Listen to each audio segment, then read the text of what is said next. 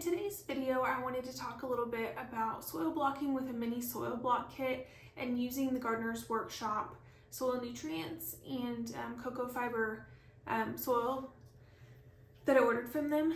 I wanted to give a little bit of information for first-time soil block users for the mini soil blocker, and also just some encouragement that if you're starting seeds, even if it's not perfect, each year that you practice is a new opportunity for growth and to learn how to grow new things. So some of the new things that I'm growing this year, I'm trying the Zeanthus again. I've tried them in the past, but it just was not very successful. They got moldy because I had to grow them so long in a seedling tray. I'm hoping the soil blocker will help with that because things can dry out a lot easier. I'm also starting some lavender for the first time this year. Again, in the past, I just struggled because of how long it takes to germinate, but it's going well so far. I'm also starting some snapdragons and other things like that. So just for reference, I live in Northwest Arkansas. I am in a zone 6B or 7A. I usually err on the side of caution and go with 6B just in case, because it's really disappointing when things get lost to frost. So we have lots of rain. It's very humid here. We don't get too terribly cold, but we do struggle with extra moisture in the winter, and so even though it's not that cold, things can rot pretty easily for us here in Northwest Arkansas. Like I would never leave dahlias in the ground, for example. Even if we had a mild enough winter for them to make it, they would definitely rot out because of all of the moisture. So because our climate is so humid and because we get so much rain, that is a struggle for us. And it's kind of a gamble just to see. Sometimes we have cool springs and cool falls, and sometimes we go straight into summer and the heat just comes on right away. So we shall see, but my goal is to grow cut flowers this summer, and it's a practice. As I was just encouraging you, everything that I'm growing, whether I've grown it before or it's new for me, is an opportunity for practice for next year. So I'm taking notes on my calendar for when I've planted things and how it's gone, when I planned to plant them and when I actually got them planted in seed trays. I'll make a note when I stick them out in the ground, just so that I have an idea for next year as a learning opportunity. I wanted to show what it looks like to make soil blocking mix, and I'm just using the Gardener's Workshop soil blocking nutrients and their recipe as well. So what it calls for is 16 cups of peat moss or cocoa fiber. I have a block of cocoa fiber that I ordered from them. I used half of it before and put the rest of it in a bag. I've got the 4 cups of sifted compost. Instead of compost, I'm just using some potting mix that I already had. I think compost would be preferable, but potting mix worked fine for me last time. And then also I've got the soil blocking nutrient, and it calls for half a cup. So while I'm adding what would be compost, but actually for me is just potting mix because that's what I have, I would like to mention that the cocoa fiber blocks are really nice if you're paying for shipping, because you're not shipping a huge bag of soil. And they're also nice for storage because they're small. A whole block is only about this big, so it doesn't take up a ton of cabinet space, and that is one positive.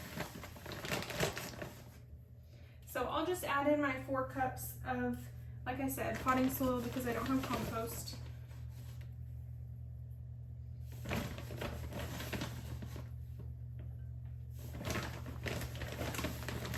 And I am using a measuring cup, but I don't feel like you have to be that precise.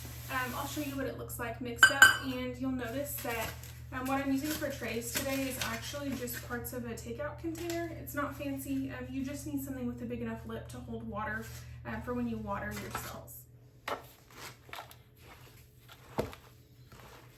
So as I'm mixing this together, I'll also need to add a little bit more water. The final consistency needs to be moist, but not so soaking wet that it won't hold together. So it doesn't take too long to stir up. And again, like I said, I'll add a little bit more water to make sure that it's moist enough. But I'm just using a regular spoon, and you'll notice that it's already coming together. I was a little surprised. The first time that I used this mix, I thought there was mold on my seedlings, but it's just green from the soil blocking nutrients. So don't be shocked if you notice some green on the top of your soil blocks. So when I'm using my soil blocker, it's just this little mini soil blocker. It has 20 cells. This I find is really helpful for things like these snapdragons, for example, that I started super early. They don't grow very big in the tray before you plant them out. So this is the kind of thing, again, that it's super nice to use the minis for. On the Gardener's Workshop soil blocking mix package, it says you can make 500 to 600 small blocks. And again, because it was my first time soil blocking, I just wasn't sure, but it really is true. I have about 550 seedlings that I made with my first batch that looked just like this. And I'm just using a metal bin, I guess, that I got, I think, at a thrift store. And I like to have something that I can scrape on the bottom because when I'm pushing the soil into the blocker, it helps. As you can see, I'm kind of making a well and mashing it down. So I'll get a little bit more on the side, smash it down, grab a little bit more, smash it down. And the goal is that these soil blocks are completely filled so that when you go to depress it on your tray, they're all even. Okay, so you can see just barely that this last little guy is not quite as tall as the others, and that's okay. It's not a big deal, but the goal is that they're all completely full. And when I'm doing this, I'll show you, but I'll leave space in between so that when I water, there's plenty of room for them to soak up water as they need it. That is one downfall to soil blocking that I've had to get used to. Before, when I used regular seed starting trays, I struggled with mold because things were just so moist. With this, I find that my struggle is the opposite. It's more common for me to struggle with my seeds being too dry, and that's okay. I just need to keep an eye on them.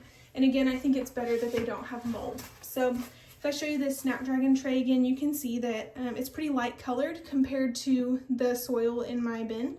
And that is because these need to be watered, and I can like poke on them and they feel kind of dry. But again, when you're starting seeds early, especially when your house is cool in the winter time, it's kind of nice to have stuff dry out a little bit if you can keep an eye on it rather than things being moldy because it's cold and because there's not a lot of airflow in the winter. So when I bring my trays over to the sink, the main thing that I focus on is making sure that I get water just in the edge. I don't want water to be straight on top or else it risks dissolving my soil blocks. So you'll see I have some in the sink that I've been watering, but I just like to go, I just like to go at the side with a gentle stream of water. And again, my preference would be to have more space between these blocks, but I didn't really know that when I did my Snapdragons a month ago. So I just put a little bit of water on each side. The main thing is I try not to go over the top. I just go straight up to the edge there. And you can see right on the edge that those Snapdragons blocks that have already gotten wet are already darker, and the tops will be the last to get dark as they go.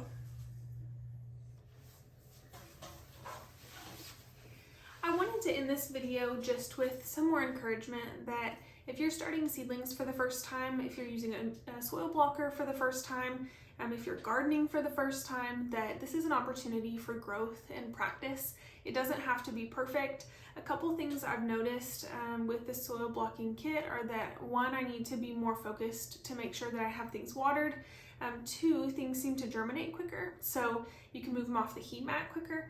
And then three, like I mentioned earlier, I'm growing lots of new things I've never grown before. So I'm very successful so far, but I don't know if that's just because these things are easy to germinate or because of the soil blocker and because of the heat and the lights. I'm also using shop lights this year, whereas before I used just the like cheap Amazon grow lights that you can clip on. The shop lights give me lots more surface area, which I think has been better because I can put them closer to my seedlings.